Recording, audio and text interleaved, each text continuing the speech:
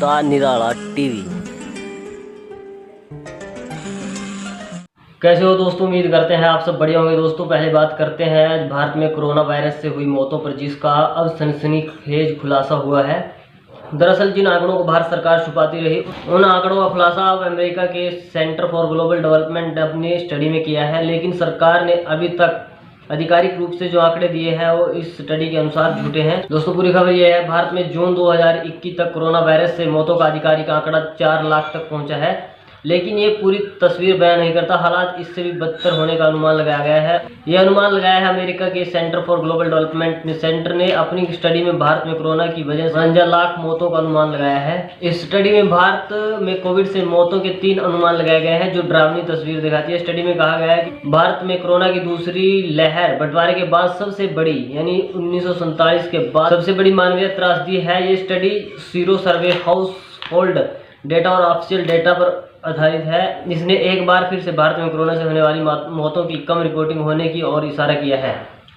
Study में भारत में corona की वजह से 34 लाख से 49 लाख मौतों का अनुमान लगाया गया है। कहा यह भी गया है कि पहली लहर ज्यादा घातक थी, लेकिन उसमें डेथ रेट कम था, पर उसके बावजूद उस लहर में 20 लाख मौतें होने की आशंका है। स्टडी में कहा गया है कि वास्तविक मौतों की संख्या हजारों में नहीं बल्कि लाखों में हुई है, जो आज़ादी और बंटवारे के बाद सबसे बड़ी मानवीय त्रासदी है। स्टडी में लगाए गए ये 3 अनुमान, पहला अनुमान कंज्यूमर पिरामिड हाउस होल्ड सर्वे पर आधारित है। इस अनुमान में 49 लाख से ज़्यादा मौतें होने की बात कही गई है। ये survey centre for monitoring Indian economy CMEI हर 4 महीने में करवाता है। दूसरा अनुमान मौतों के रजिस्ट्रेशन के आधार पर 34 लाख मौतों का अनुमान लगाया गया है, हालांकि इसमें सिर्फ 7 राज्यों का डेटा ही लिया गया है।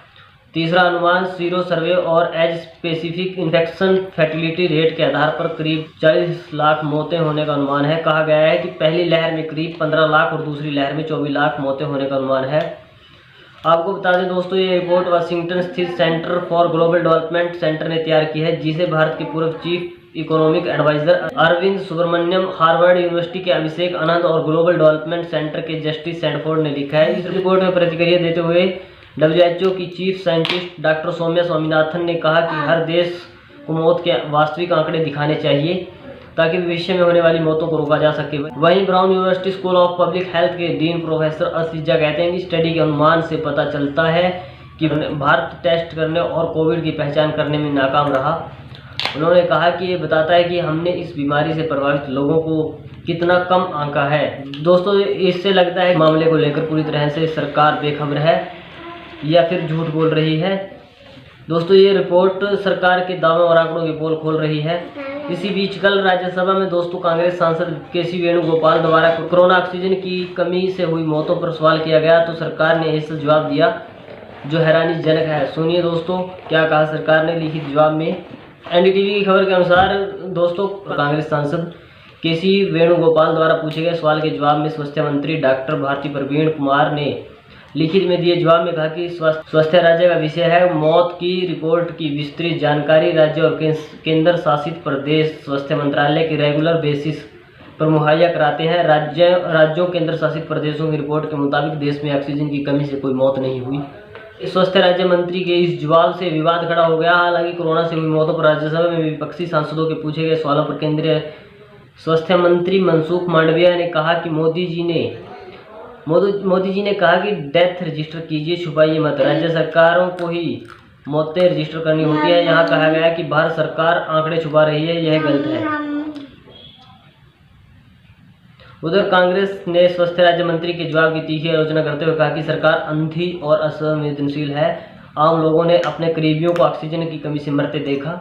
अब कांग्रेस सांसद KC वेणुगोपाल ने इस मसले पर स्वास्थ्य राज्य मंत्री के खिलाफ विशेषाधिकार हनन प्रस्ताव लाने का फैसला किया है। उनका आरोप है कि स्वास्थ्य राज्य मंत्री ने संसद में गलत बयानबाजी की है।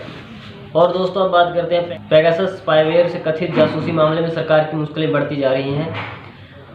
इसी बीच भाजपा के राज्यसभा सांसद सुब्रमण्यम स्वामी ने मोदी सरकार पर निशाना साधा। उन्होंने कहा कि यह बिल्कुल साफ है कि पेगासस स्पाईवेयर एक कमर्शियल कंपनी है जो पेड कॉन्ट्रैक्ट्स पर काम करती है। इसलिए यह सवाल लाजमी है कि ऑपरेशन के लिए उन्हें पैसा किसने दिया, भारत सरकार ने, नहीं तो कौन।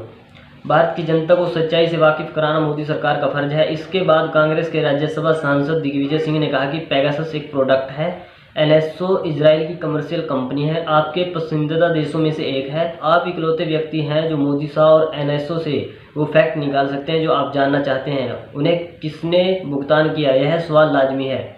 दोस्तों आगे स्वामी ने कहा कि अगर हमारे पास छिपाने के लिए कुछ नहीं है तो प्रधानमंत्री मोदी को चाहिए कि वह इजरायली प्रधानमंत्री को चिट्ठी लिखें और NSO पेगासस प्रोजेक्ट का पता लगाएं।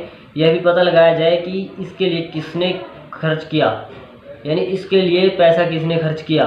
और सबसे बड़ी बात तो दोस्तों ये है कि एक तरफ तो सरकार कह रही है कि हमें इसके बारे में कुछ जानकारी नहीं है और ये सब आरोप बेबुनियाद है। दूसरी तरफ पेगासस को बनाने वाली कंपनी का कहना है कि वो किसी निजी कंपनी को यह सॉफ्टवेयर नहीं बेचती बल्कि इसे केवल सरकार और सरकारी एजेंसियों का ही इस्तेमाल के लिए देती है। इसका मतलब है कि अगर भारत में इसका इस्तेमाल हुआ है तो कहीं ना कहीं सरकार या सरकारी एजेंसियां इसमें शामिल है और सरकार पूरी तरह से इस मसले पर झूठ बोल रही है। दोस्तों द निराला टीवी में आज इतना ही। मिलते हैं किसी बड़े मुद्दे के साथ। खबर को लाइक शेयर कमेंट जरूर करें, चैनल को सब्सक्राइब करें। धन्यवाद।